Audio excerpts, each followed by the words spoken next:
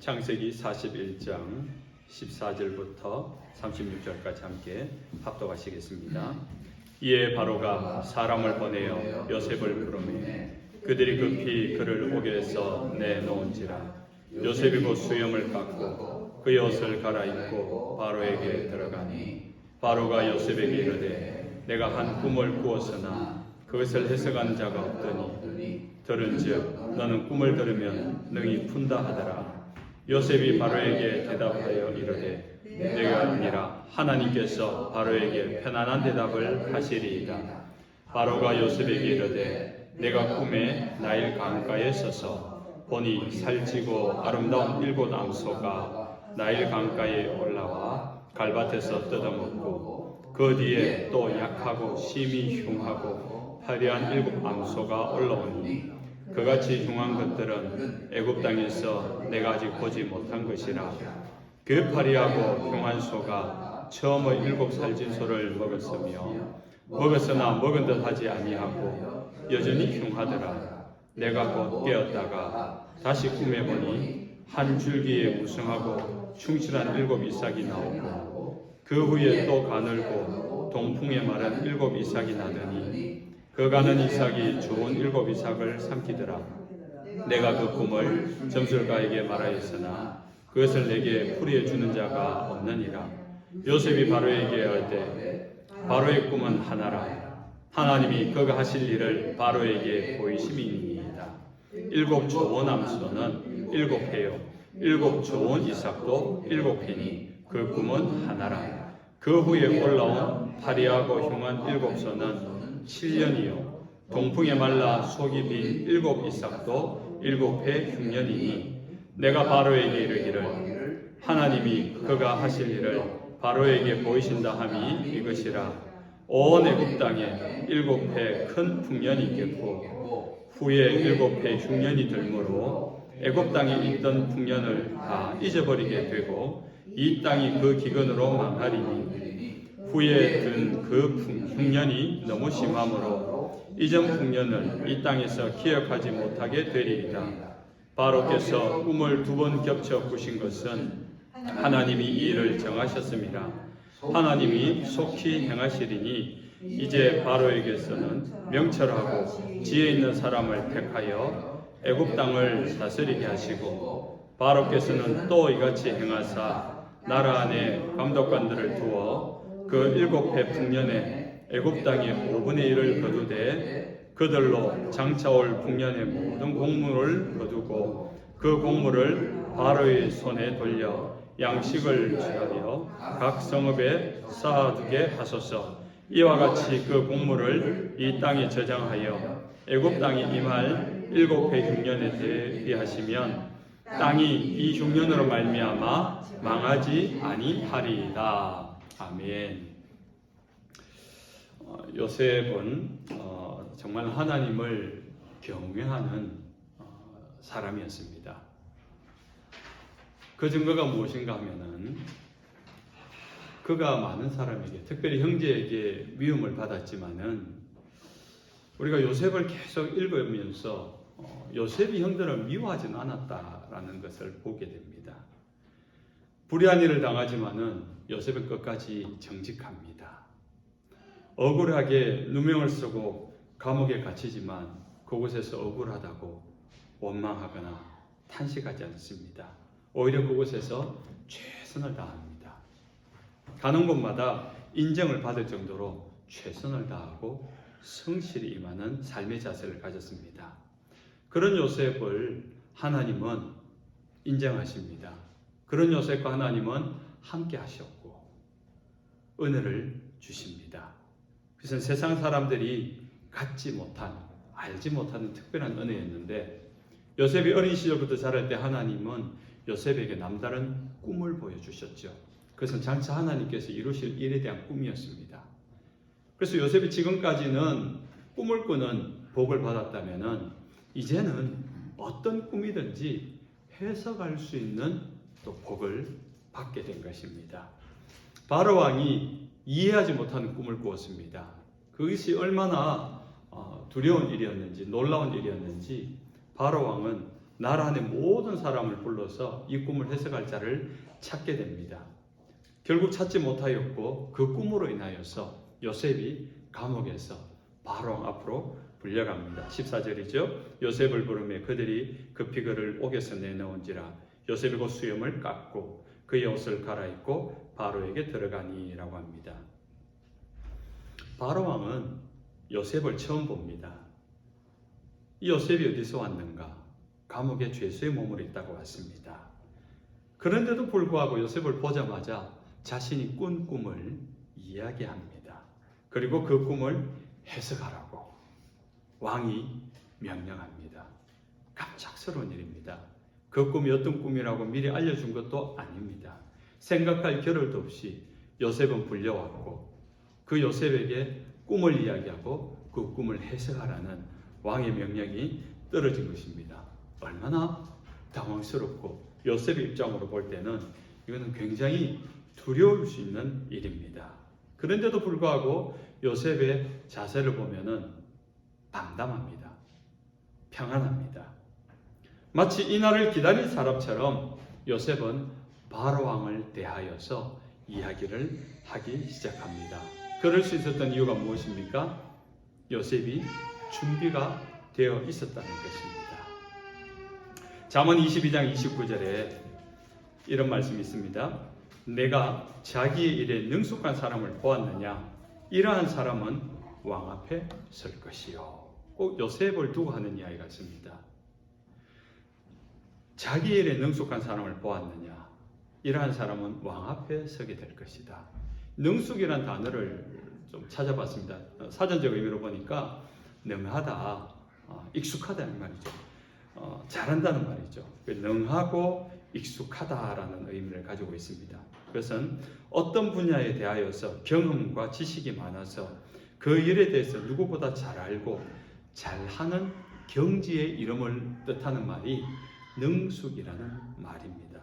거의 뭐 전문가 수준, 달인 수준이다라고 생각하면 되겠습니다.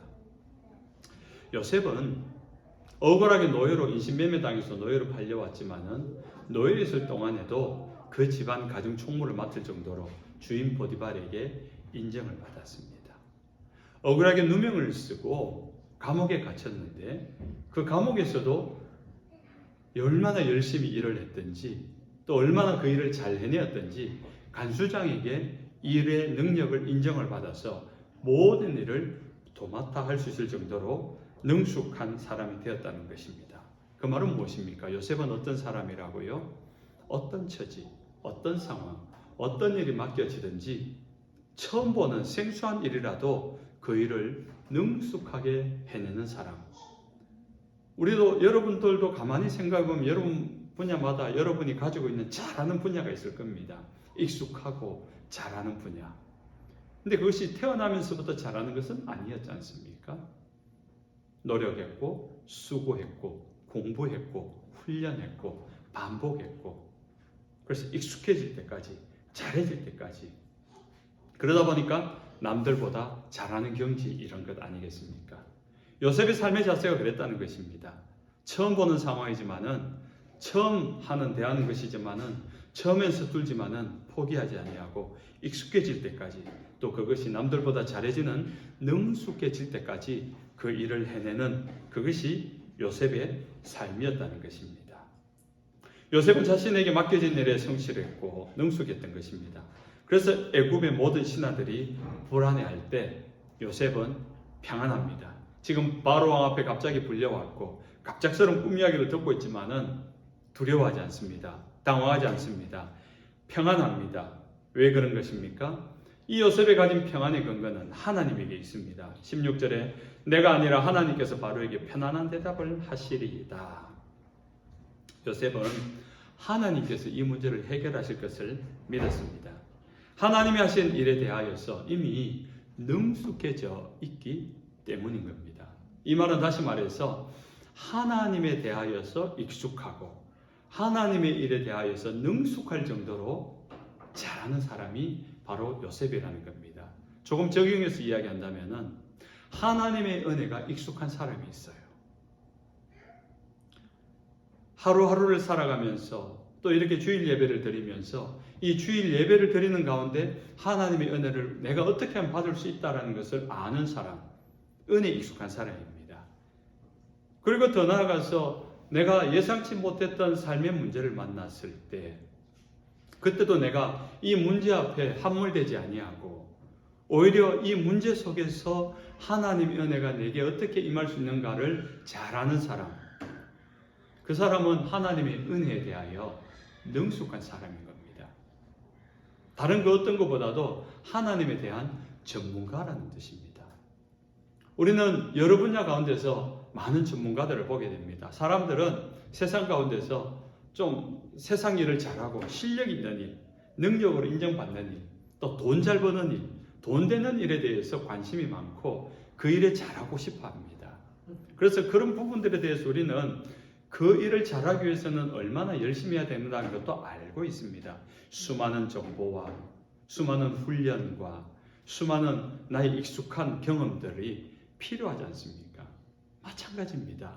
하나님의 은혜라는 것은 내가 감나무 밑에서 입 벌리고 있으면 어느 날 홍시가 내 입으로 알아서 들어오는 게 그게 은혜가 아니라는 겁니다. 하나님은 은혜를 우리에게 주십니다. 아낌없이 주시고 날마다 주십니다. 그렇다면 우리는 그 은혜를 나의 은혜로 받아들이는 데 익숙해야 됩니다. 이것이 하나님의 은혜가 맞는가를 분별하는 데도 익숙해야 되는 것입니다. 이렇게 말씀을 들을 때, 설교를 들을 때, 또 내가 말씀을 읽을 때 하나님의 은혜로 받을 수 있는 그런 익숙함이, 그런 스킬들이 우리는 필요하다는 것입니다.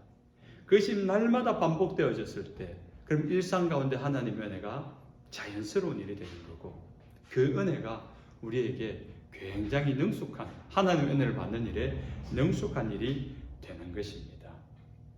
요셉은 하나님의 은혜에 대해서, 특별히 하나님 주시는 꿈에 대해서 능숙해 있었습니다. 비록 보디발 아내의 모함으로 말미암아 억울한 옥살이를 하고 있지만은 그 억울한 옥살이 가운데서 요셉은 탄식하고 원망하고 나는 죄 없다, 억울하다 외치지 않고 오히려 요셉이 열심히 한 게 있습니다. 뭡니까? 그 간수회장이 맡겨진 그 옥살이 지저분한 일들을 다 하면서도 그곳에 있는 죄수들의 꿈을 해석해 준 겁니다. 간수들의 꿈을 해석해 준 겁니다. 누가 꿈을 꾸었다. 희한한 꿈을 꾸었다. 그럼 그 꿈을 듣고 다 들어주고 하나하나 해석해 준 겁니다. 다시 말해서 지난 몇 년 동안에 억울하게 감옥 생활하는 것 같았지만은 그 몇 년의 세월들 가운데서 요셉은 죄수들의 꿈, 간수들의 꿈, 그들의 꿈을 수없이 들으면서 해석을 해 나갔던 겁니다.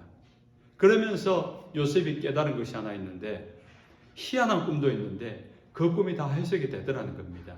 근데 자기가 알고 있는 지식과 정보를 가진 해석이 아니라 하나님이 하시는구나. 꿈을 듣다 보니까, 꿈을 해석해 주다 보니까 이 꿈의 해석이 하나님이 말씀하시는구나. 그래서 그 사람에게 하나님의 해석을 대언해 줄 수 있게 된 겁니다. 수많은 꿈을 들었습니다. 수많은 꿈을 해석했습니다. 이걸 학문으로 치면 뭐라고 이야기합니까? 우리가 박사 논문을 쓸 때 수많은 임상 실험을 통해 가지고 나온 그 결과물을 가지고 게재를 할 때 그 논문이 권위가 있고 인정을 받는 거 아닙니까? 다시 말해서 이 요셉은 감옥에 갇혀서 아무도 주목하지 않는 그때에 수많은 꿈을 듣고 해석하는 꿈 해석의 전문가가 되어버린 것입니다. 수많은 임상, 수많은 케이스를 가진 전문가가 되어진 것입니다. 그러다 보니까 꿈에 대해서는 권위자입니다. 그러니까 나라 안에 현자들, 박사들, 어떤 점술가들이 다 동원돼도 해석하지 못하는 정말 난해한, 그래서 모두가 위기에 빠져 있을 그때에 사람들이 이야기합니다. 요셉이라면 해석할 수 있을 것이다. 그 이야기가 왕에까지 들려지고, 그래서 왕 앞에 이 요셉이 부름을 받게 된 겁니다. 어느 날 갑자기 우연히 된 것이 결코 아닙니다. 준비되어져 있으니까 요셉이 왕 앞에 설 수 있었던 것입니다. 만약 요셉이 그냥 그 실패한 자리 감옥에서 원망만 하고 탄식만 하고 후회만 하고 이를 부득부득 깔면서 원수만 생각하며 지냈더라면은 지금 갑자기 왕 앞에 부름을 받았을 때 오히려 위기였을 것입니다. 그러나 자신의 인생의 위기 때에 위기를 위기로만 끝내지 아니하고 오히려 그 속에서 더 자신을 다집니다. 훈련시킵니다. 단련시킵니다. 하나님의 은혜에 대해서 점점 더 익숙해져 되었을 때 정말로 그것이 하나님의 때가 되는 순간 왕 앞에 부름을 받게 됩니다. 사랑하는 성도 여러분, 왕 앞에 갑자기 불려갈 때가 있습니다. 여러분도 왕과 같은 존귀한 자에게 큰일 앞에 불려갈 때가 있을 줄로 믿으시기 바랍니다. 그럴 때 당황하지 마시기 바랍니다. 오히려 마치 그때를 기다린 것처럼 여러분의 분야 가운데 익숙한 자가 되십시오. 그와 같이 하나님이 여러분이 부르실 때가 있습니다. 여러분이 하나님께서 여러분을 사용하시려고 어느 자리로 여러분을 부를 때가 있다는 겁니다. 그럴 때 준비가 아직 안 되었다고 당황하거나 주저하거나 그것을 보이콧하지 마시고 마치 이때를 위해서 내가 준비되었습니다. 기다렸습니다. 라고 말하면서 당당하게 그 주님의 부름 앞에 나아갈 수 있는 저와 여러분 되시길 주님의 이름으로 축원합니다. 아멘. 요셉이 지금 바로 왕 앞에서 꿈을 해석하는데 그 일은 보통 일이 아닙니다. 왕입니다. 말 한마디만 실수해도 죽을 수 있는 일입니다. 그런데 요셉은 불안한 기색이 전혀 없습니다. 오히려 평안합니다. 왜냐하면 지금 바로 왕의 꿈 해석도 하나님이 하실 것임을 알기 때문인 겁니다. 25절에 그렇게 고백하죠. 하나님이 그가 하실 일을 바로에게 보이심이니이다. 요셉에게 있어서는요, 감옥에서 죄수들이 하찮은 꿈이든지 지금 자기 앞에 서 있는 왕의 꿈이든지 그렇게 다르지 않았다는 거죠. 요셉에게는 쉬운 문제든지 어렵고 난해한 문제든지 그것이 요셉에게는 문제가 되지 않았습니다. 아무런 차이가 없었습니다. 왜냐하면 쉬운 꿈이든 어려운 꿈이든 쉬운 문제든 어려운 문제든 그 일의 해결은 하나님이 하실 것이라는 것을 알고 있었기 때문인 겁니다.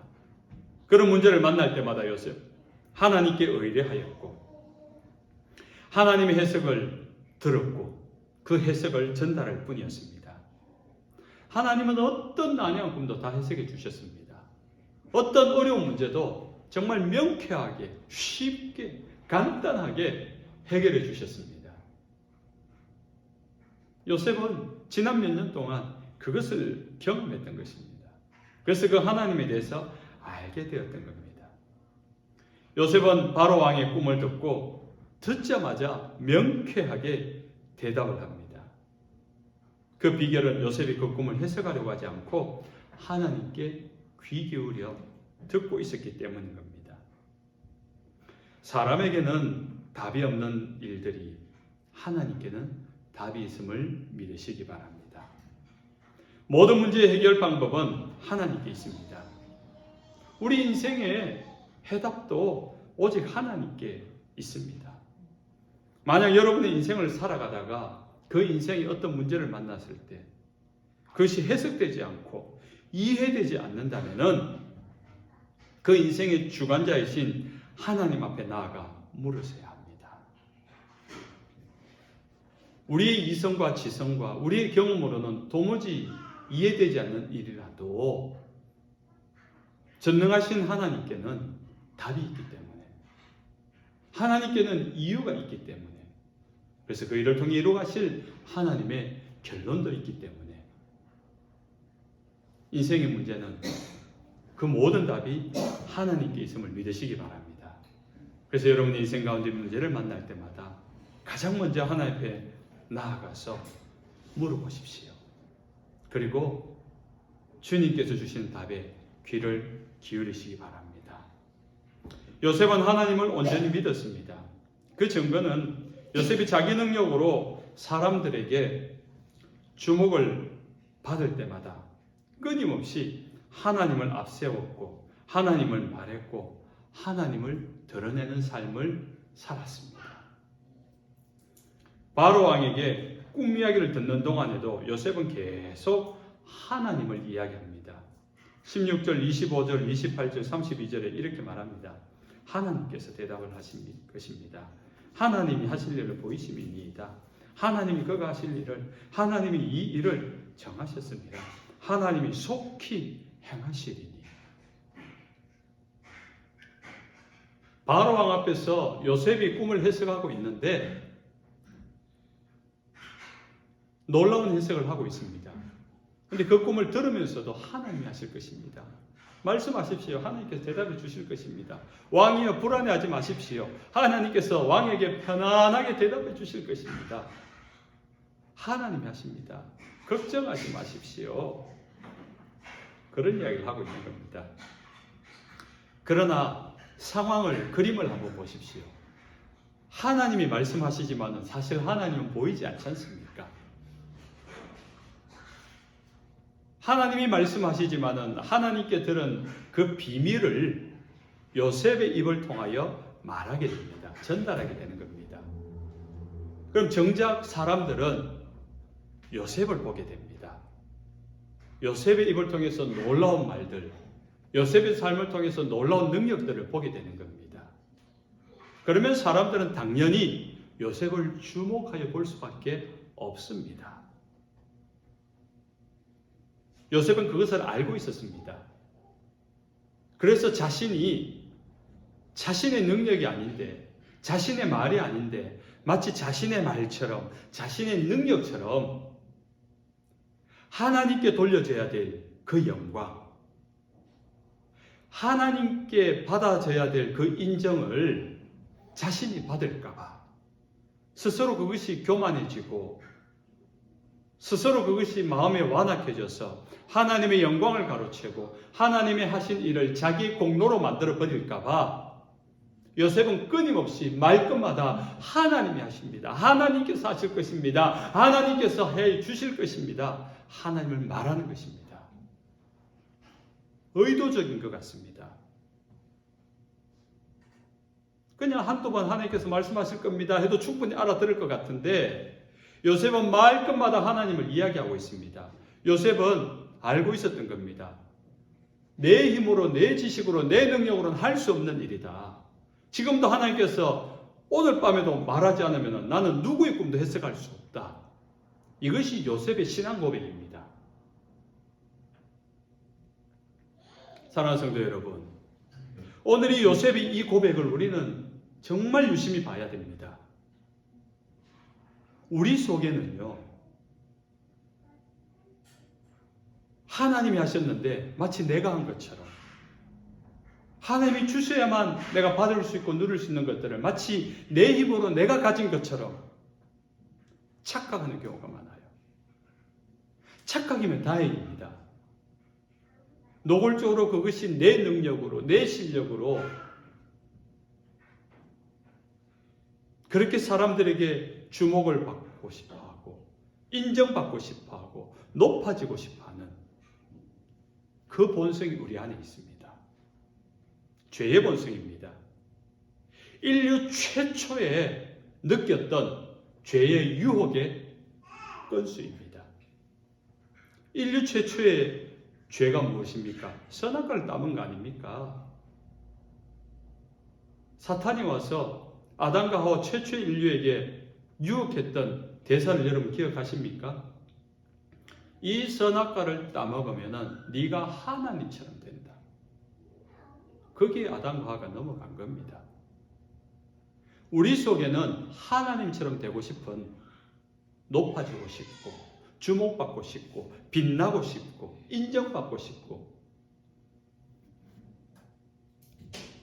그것은 우리 속에 들어와 있는 DNA입니다.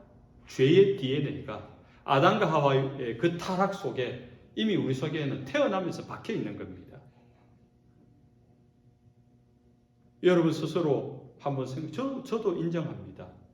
제가 높아지고 제가 잘한다 소리 듣고 제가 실력이 있다, 능력이 있다, 신령한 은사 있다, 그런 목사가 되면 얼마나 좋겠습니까? 여러분도 마찬가지 아닙니까? 여러분이 하고 있는 직장에서 인정받고 뭐 성품적으로, 사회적으로, 지위적으로 뭐 세상에서 무엇이든지 사람들이 여러분 와 대단하네요. 정말 대단하네요. 정말 잘하시네요. 정말 놀랍네요. 정말 탁월하시네요. 정말 실력이 좋네요. 능력이 뛰어나시네요. 듣고 싶어요. 그러나 듣고 싶은 것과 그것을 내 것으로 만드는 것과는 다른 차원입니다.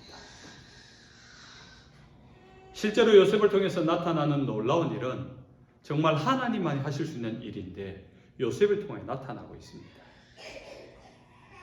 그런데 만약에 요셉이 그러니까 바로왕은 내 말을 들으시오 이렇게 되었더라면 요셉은 그날로 끝났을 겁니다. 아니 어쩌면 꿈은 계속 해석하지만은 해석하는 그 꿈의 능력이 요셉을 망가뜨리는 일이 되는 겁니다. 미국은 제가 잘 모르겠고요. 한국에서도 오래 살았으니까. 한국에서 보면은 은사 집회를 하는 분들이 많습니다. 뭐 기도원이라든가 요즘은 교회에서도 뭐 그런 분들이 많아요. 은사가 있고 능력이 나타나가지고 뭐 병을 고치기도 하고 뭐 대언을 하기도 하고 예언을 하기도 하고 뭐 이런 분들이 있는데 그런 분들이 수많은 분들이 타락을 하는 이유가 있어요. 타락을 하는 이유가 있어요. 하나님이 아니라 자기를 드러내는 거예요. 그 은사와 능력은 하나님께로부터 온 것인데 자기가 주목받고 싶고 자기가 인정받고 싶다 보니까 그렇게 해서 은사를 받았고 은혜를 받았지만은 무너지고 실패하는 사람을 많이 봤습니다. 그럼 차라리 그런 은사, 그런 능력 없이 무명의 사람으로 살아가는 저와 여러분이 더 은혜인 줄로 믿으시기 바랍니다. 아멘. 여러분 가운데 은사와 능력이 나타나지 않고 차라리 그거 없이 시험과 유혹거리 없이 내가 하나님을 잘 섬기고 저는 그렇게 생각합니다. 은사 없고 능력 없는데 하나님을 더 잘 섬기려고 열심히 내는 그 성실함, 그 부지런함, 그분은 하나님께서 난 기뻐하신다 생각합니다.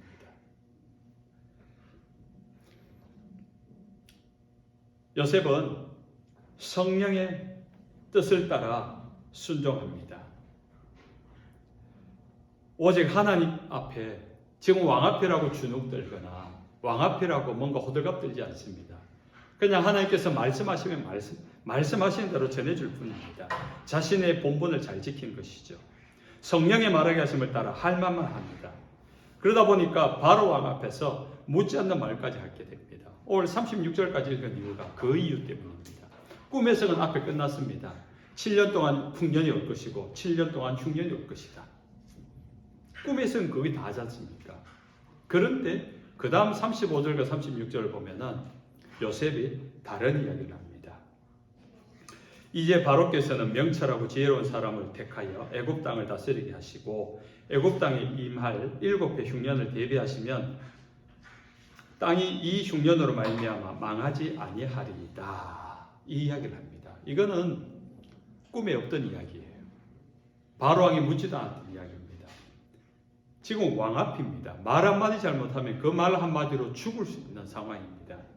그런데 묻지도 않은 그 일에 대하여서 요셉이 이야기를 합니다. 눈치 보지 않습니다. 왜냐하면 하나님이 주신 말씀이기 때문에. 요셉은 성령께서 말하게 하심을 따라 순종하여서 거침없이 말합니다. 그러니까 이 7년 동안의 풍년을 잘 관리할 수 있는 지혜롭고 명철한 사람을 세워서 7년 풍년을 잘 관리해서 7년 흉년을 대비하십시오. 대안까지, 그 꿈의 해석뿐만 아니라 그 꿈의 결과까지, 대안까지 제시한 것입니다. 이렇게 성령님에 따라 순종한 요셉의 그 순종이 애굽을 살리게 됩니다. 나아가서 애굽을 통하여 이스라엘이라는 나라가 이 애굽 안에서 번성하게 되고 잉태되는 일이 되게 된 것입니다. 이제 말씀을 마칩니다. 사랑하는 하나님의 백성 여러분, 인생 가운데 만나는 문제들을 가지고 하나님 앞으로 나아가시기 바랍니다.